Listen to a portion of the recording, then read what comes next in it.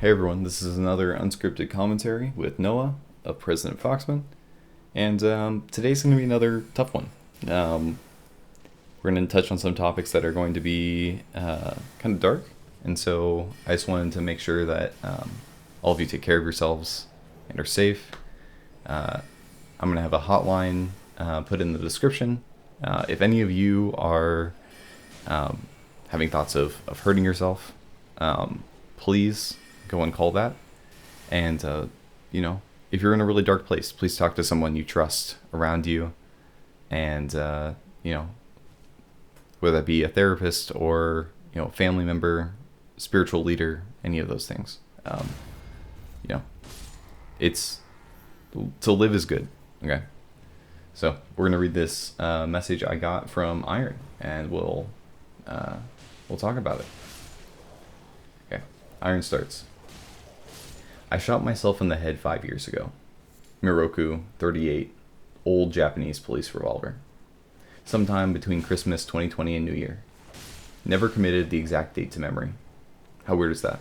Well, there were many reasons. But the main one, the real one, I'm not fucking stupid. I've read so much about history, and I keep up with the current events. I see predictions for mass decline in population in the coming future, and my own predictions are the same. While most men, I'm sure, see this coming with war or famine, why not simply do it yourself? Anyway, bullet ricocheted off my nasal palate up past the back of my left eye. So that's all fucked up now, of course. Tore some of my frontal lobe and finally got stuck in the ceiling somewhere. Woke up in the hospital after a 3-month coma. No significant mental changes. When the nurses told me what happened, my reply was, yeah, sounds about right. I get lots of people say that I was saved by God, capital G most of the time, or whatever. But I always get super frustrated when shit that is explicable by science or other level-headed critique gets hijacked by and typically for religious purposes. I don't want to be the validation of faith or some random misguided asshole. This is not to say I do not believe in God in my own way, but just a set of morals to live by. I figure religion is just a structure for idiots who can't figure out how to define their own. And there it is, morals. Mine are not compatible with war, country, or corporate, nor are they compatible with eugenics. What the fuck is a guy with defined morals to do when both are literally on the horizon? Punching your own ticket is now firmly off the table. I guess it was supposed to be a question, huh?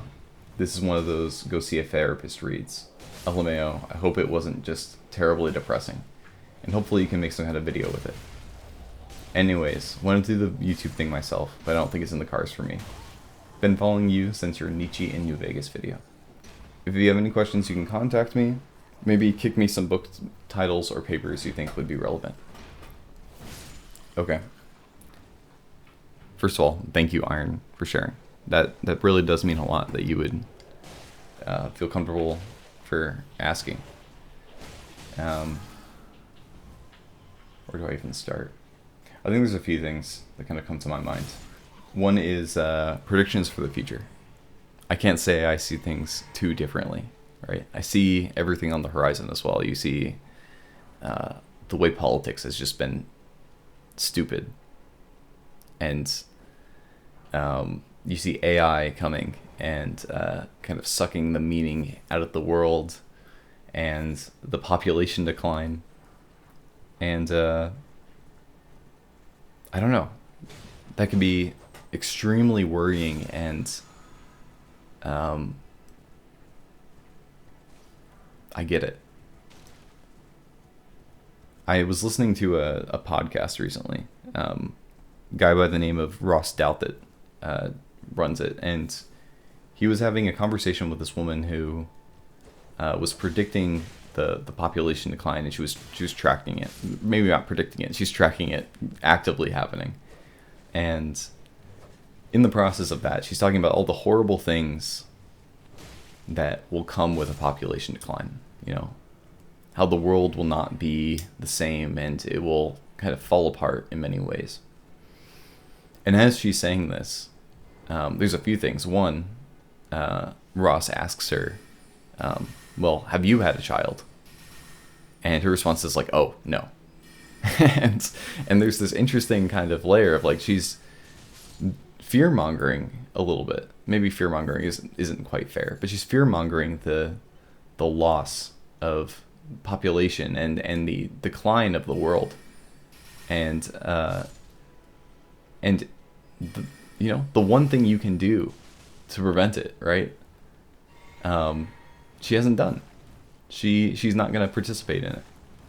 And so there's this interesting aspect because Ross is the one who actually does have children, and he does actively do this. He's like, I agree with you, right?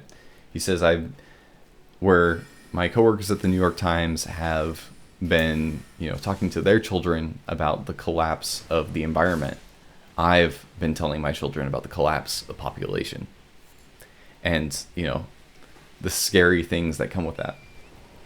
But then he said something interesting that really caught my attention, which was, but with that, there's going to be a fantastic opportunity. And that blew my mind. I was like, wait, what? Like, we've been talking this whole time, and he's like, there's an opportunity here. And he says, my children are going to be able to have opportunities that no one would have thought of before, right? There's going to be lands that is just going to be unoccupied, and there's going to be real estate or the level of opportunities are just not even going to be completely understood until the time comes. But the people who are still alive, they're going to have a difficult time, but it's going to be a time of great change, and with change comes time to do something amazing. And his pure optimism at this whole horrible thing on the horizon, and to be able to look at it and be like, but you know what? If we wanted to be pirates and the world has kind of started to die out, you can do it. And that there's something so pure and beautiful about that image. And I don't know, that's stuck with me ever since. I was going to write something about it and I ended up not.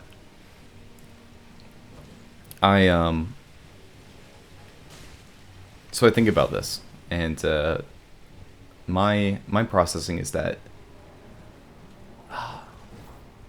there's got to be like the way through it. I think often we try to avoid something scary on the horizon. The goal is to not have to suffer, not have to make it through. But maybe there is something through it. The poet Rumi, one of the translations of something he wrote, because there's everybody who says that every translation of Rumi is incorrect. But the cure for pain is in the pain, and Me Without You takes that, and they play with that too. The band. The cure for pain is in the pain, and that's where you'll find me. And I think that's part of it. That in the suffering, in the act of suffering, there is meaning. And it's all fully meaningful. And that can be hard to deal with. But it's there. And so when you mention, right, and just so you know, I'm not offended. I don't know if you worry about that or anything, but I'm not offended by what you say about religious people, because I think that is a fair critique. There are a lot of people who will look at something like your story and they'll say, God saved you. And when you're in the moment, that sucks. Like, that is not what you want to hear. That is something that you can say about yourself, right? You can say, if you feel that way, sure. But in the moment, to say that about somebody else is not the right thing to do. And I'm sorry that they did that. Because that, I don't know, it's co-opting somebody else's suffering, somebody else's real experience and trying to lay your framework on top of it and to steal it from under them. And I don't think that's right.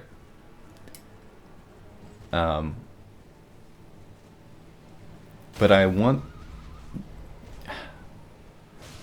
to recommend that in the middle of all of that, there is a tradition across religions, right? But my experience is pretty exclusively with Christianity. That's where my expertise lies, and there's a lot of thinking about suffering. Suffering has been very present in many aspects of the Christian life. I think about the persecutions, both early on but later on, right? You have the movie Silence, which reckons with this idea of intense suffering for following a religion.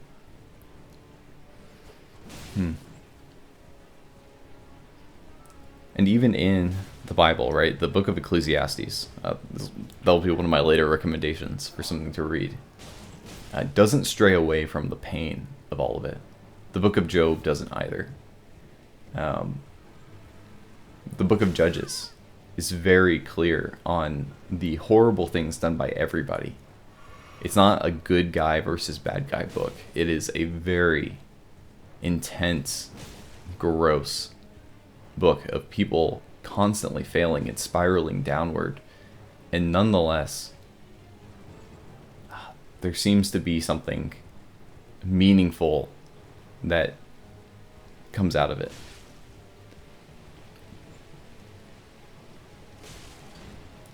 All that's to say is, I think you are running into the very reason why religion exists. It's to deal with these tough questions. Because if life is meaningful, there has to be something to it, right? There has to be some processing done. And I think when you abandon any processing of it, it becomes unbearable. And I don't know.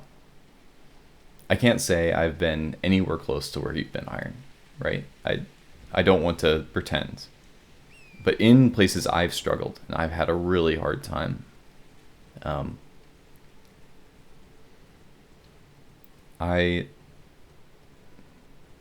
reached a point where I'm like, I don't have another answer, right? If somebody asks me why I'm a Christian, right, I have a hard time telling them anything other than, I can't be anything else. Because I couldn't live, right? I would not be able to live. I need something more. And so I have to make the decision to live and trust, or to not be here.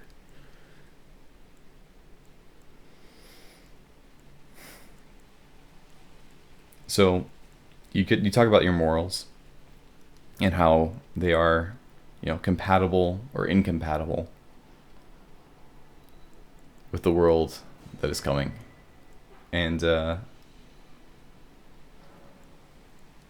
that's part of it. It's just standing up and facing it. And when you have something that you can stand with and have a group to stand beside, that becomes much easier. When you're alone, that can be unbearable.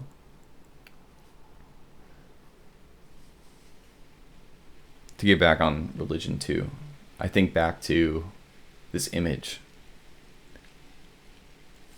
of Jesus has died and come back to life, and he has left the physical presence of everybody. He's ascended. And these followers of him are so excited to share what they've seen that they go and they are, proclaiming this good news to everybody around. And, the leaders at B are not interested. They see this as, breaking the way the world is. The early Romans, not the early Romans, but the Romans would accuse Christians later on of being atheists because they rejected the pantheon, right? And and they would just, they're proclaiming this good news, and they were publicly whipped and beaten for this. And their response was to turn around and jump for joy that they got to participate in something meaningful, and they were suffered for it, and they paid a price for it, and that anything they did would look even in the same silhouette as Christ being crucified. That was good news to them. I think when I reflected on that last, that blew my mind, and that gives me some sort of sense that, the little bit of problems that I face, that, there is a greater meaning to this, and that I don't doubt that was a real story. I think that's part of it too. I don't think that's made up. I think that's real. I think it all is real, and so that's part of it too. So, thank you again, Iron, for sharing. I can mention some here, and then I can send you some stuff because you sent me some information, and we'll do that. Things that have helped me. Personally, Orthodoxy by G.K. Chesterton. You hear about Reenchantment. That's a huge one. It's very funny and well written. He has a lot of good points there. I think you would find some good nuggets in there. Who else? I think reading Ecclesiastes, reading Job. I think to see how a good religious processing of these things could be taken. I think the Gospels and the Book of Acts does a good job of that too. But if you don't, these are all religious, so I don't know how to go anywhere else, because I think that's the only response that I can come up with, honestly. There's a book by C.S. Lewis that's also very good. I'm trying to remember what it is. Let me look it up. A Grief Observed. That's what it's called. Grief Observed. When C.S. Lewis, he lived most of his life single, and later on in his life, he met a woman, and they got married. And not too long after they had been married, she died of a sickness, I believe. And he proceeded to write this book under a pseudonym called A Grief Observed, where it's just him processing the grief and the suffering that he went through, and it's not pulling any punches. He goes at it, and it's not an easy book to read, but it is deeply meaningful, and it's so good, in fact, that a friend of his approached C.S. Lewis because it was written under a pseudonym, and he said, you should read this because you've been through so much grief. And so that's my recommendation. So thank you, Iron, for sharing. It really does mean a lot to me. And to everyone else, thank you for listening along and processing with me. If you have any questions, or if you have any thoughts yourself, please feel free to share them in the comments below. And if you want to ask a question or make a submission yourself, feel free to throw it in. Hopefully we don't go down too far. Not to say that suffering is not a great spot to talk about, but my goal is to maybe keep a wide variety. So that's all I have to say, and I hope you all have an amazing rest of your day, and I hope you find beauty around you and in your life. See you all later.